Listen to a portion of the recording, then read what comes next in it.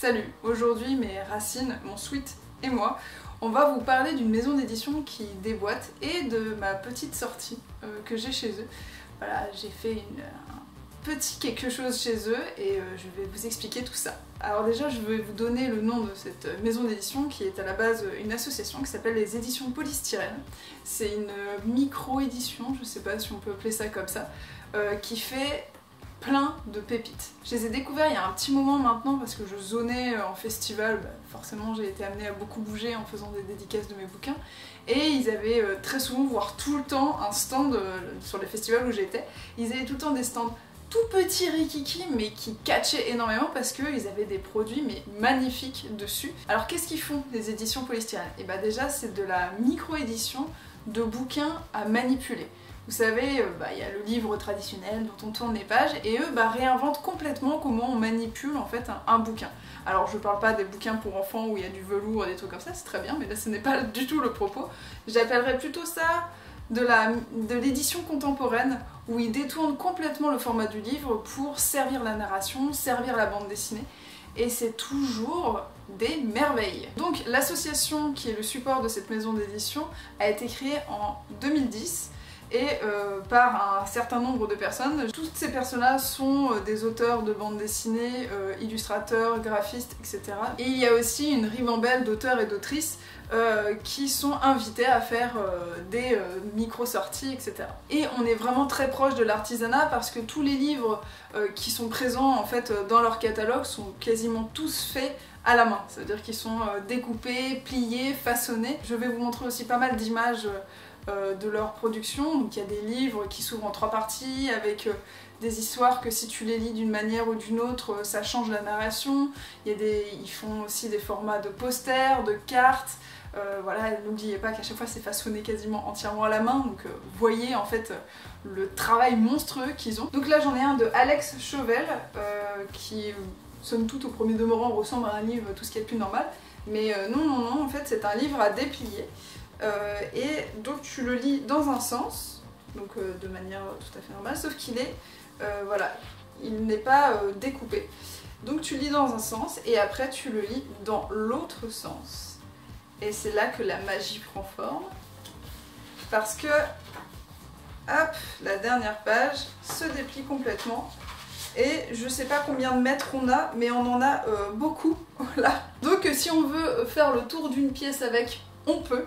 Mais voilà, c'est des choses hyper intéressantes qui créent une narration différente parce que en fait c'est très rare qu'on ait par exemple toutes les pages sur un même plan qui crée une véritable fresque. Donc c'est vraiment un très beau bouquin, très à l'image en fait de la production qu'ils ont. Puis aussi et surtout, parce que là j'en ai qu'un seul voilà, de livres modulables comme ça, mais par contre de chez eux j'ai l'intégralité de la collection Façade. Alors c'est une collection tellement cool et en fait c'est celle-là qui m'a fait vraiment découvrir les éditions polystyrène. C'est ce qu'on appelle un Leporello. On va prendre celui de ma pote Carensac. Salut Camille. Et en gros c'est un système de bande dessinée qui se déplie complètement et qui donne une narration donc verticale. Donc on peut la lire comme ça, étage par étage. Mais on peut aussi l'afficher, ce que je fais très souvent. Donc moi c'est cette collection là qui m'a catché la première fois que je les ai vus en fait en festival. C'est super beau parce qu'en plus à chaque fois c'est sur un très beau papier avec des gammes colorimétriques quand même très très belles. Je vais vous donner un de chaque de toutes les collections. Donc voilà, c'est une collection où en fait à chaque fois c'est par triptyque, qui n'ont pas forcément de corrélation, hein.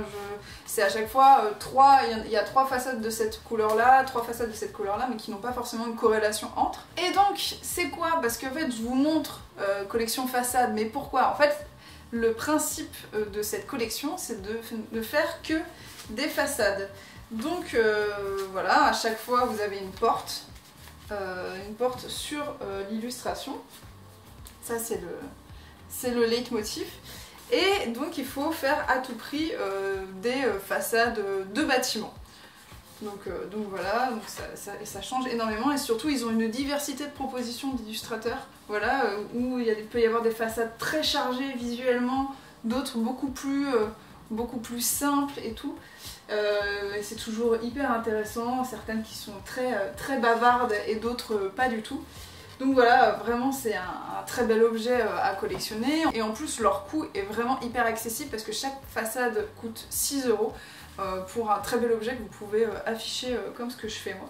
Et en fait, je commençais à avoir plusieurs potes qui sortaient des façades chez eux et je me suis dit oh là là, j'aimerais trop en faire une avec eux et tout. Et il s'avère que j'en ai fait une. Donc comme vous pouvez le voir juste là, c'est une entrée de temple avec des cariatides. Temple grec englouti sur un papier tournesol, voilà, de toute beauté. Et je me suis dit que ça pourrait être intéressant, je l'espère pour vous, de vous montrer quelles ont été les étapes pour que je réalise cette illustration. Donc voici le croquis que je leur ai envoyé. Alors je sens que ça va être encore très simple de vous montrer ça sur un format horizontal alors qu'on est sur un turbo format vertical. Merci YouTube. J'ai pris en fait le patron qu'ils m'ont envoyé parce qu'ils m'ont donné tout des guidelines, parce qu'il y a quand même des guidelines à tenir, hein. Peu importe, quand tu fais un livre imprimé, tu peux pas t'amuser à prendre n'importe quel profil colorimétrique avec n'importe quelle taille, etc. J'ai juste repris succinctement leur guide et puis je leur ai détaillé complètement ce que je voulais faire. Donc ça, une fois qu'ils l'ont vu, ils me l'ont en l'occurrence validé en me disant ok banco, vas-y, prends la suite. Donc on passe ensuite à la ligne claire, donc au cerné noir, pour pouvoir après mettre tous les ombrages. Alors il s'avère que je n'ai pas du tout bossé avec ces couleurs-là, parce qu'en fait ils étaient même pas sûrs encore du papier qu'ils allaient prendre, ni du Pantone qu'ils allaient mettre dessus. Donc en fait on est toutes les personnes là qui ont bossé sur les façades, on est tous obligés de bosser en niveau de gris, pour qu'après en fait ils apposent la couleur dessus et il n'y a pas de problème. J'avoue que moi c'est un truc où j'ai un mal de chien parce que je ne bosse pas avec des niveaux de gris, je ne bosse pas en noir et blanc, et donc j'ai dû me faire violence parce que en fait, je synthétise mieux les ombres et les lumières en couleur que en noir et blanc. Et aussi c'est une belle petite gymnastique parce que tout ce qui est blanc sera en fait jaune, voilà. En fait c'est le principe des pochoirs, tout ce qui est blanc n'est pas imprimé, et tout ce qui est noir, ou du moins dans les niveaux de gris, est imprimé. Donc le croquis, le cerné et les premiers aplats de couleurs, je les ai commencés sur Procreate.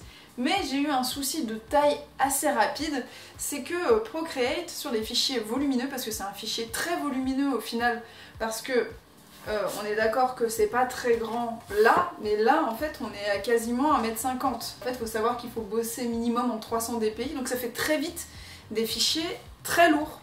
Et sur Procreate, plus le fichier est gros, moins t'as de calque.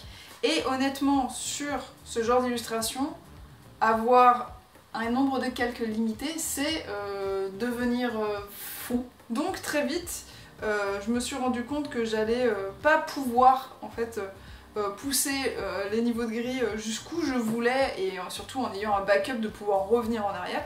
Donc j'ai tout passé sur Photoshop qui forcément supporte mieux les gros fichiers, etc. Il ne fait pas le ronchon comme Procreate. Donc j'ai envoyé tout ça à nos amis des éditions Polystyrène qui m'ont donné un retour favorable, et quelques mois plus tard, tada, il est arrivé. Bon, en fait, il s'avère que ça fait un bout de temps quand même qu'il est sorti parce que je l'ai dédicacé pour la première fois sur le stand des éditions Polystyrène à Angoulême, donc c'était en février.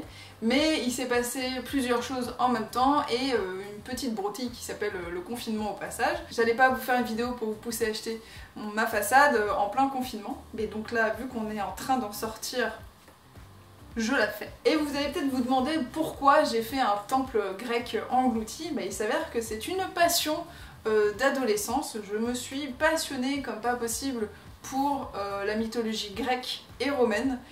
J'ai aussi eu la chance de beaucoup voyager étant jeune, ayant des parents passionnés par la mythologie grecque. J'ai pas mal voyagé en Grèce dans ma jeunesse, et ils m'ont donné la passion des vieilles pierres abîmées. Et justement, j'ai fait une dédicace à mes parents à l'intérieur qui est ionique, dorique, corinthienne. T'as vu, je m'en souviens maman. ioniques doriques corinthiennes, ce sont les chapeaux des colonnes qui ont des formes différentes. Et d'ailleurs vous pourrez toutes les retrouver dedans parce que je les ai toutes faites, parce que au moins que ça me serve à ça. Donc voilà pour ce qui est de ma façade, j'en suis très contente. J'espère qu'elle va vous plaire parce que vous allez pouvoir la commander, bien évidemment. Il y a plusieurs moyens pour que vous puissiez vous la procurer. Déjà, peut-être le moins simple, surtout dans le contexte actuel, mais bon, je vous le dis quand même, ils sont très présents sur les festivals de bande dessinée où vous pouvez les retrouver et retrouver l'intégralité de leur collection. Voilà, en plus ils sont super sympas et tout, n'hésitez pas à aller feuilleter leurs bouquins. Si vous allez dans un festival de bande dessinée, regardez ces éditions polystyrène, y sont. Sinon, il y a bien sûr d'autres moyens, il y a via leur site internet où on peut directement traiter avec eux pour qu'ils vous envoient votre commande en échange de thunes. Voilà. Et bien sûr, il y a aussi via les libraires. Alors il me semble qu'ils ont quelques librairies partenaires, mais sinon vous pouvez tout à fait vous les commander via le site La Place des Libraires et vous faire livrer dans la librairie de votre choix à côté de chez vous.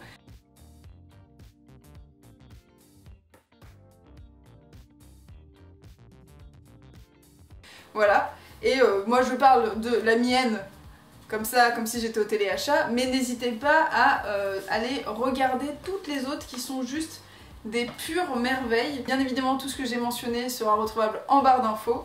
Je vais faire ça tout bien, je vais tout vous compiler aux petits oignons. J'espère que cette vidéo vous aura plu, vous aura fait découvrir quelque chose de cool et que vous aimerez ma façade.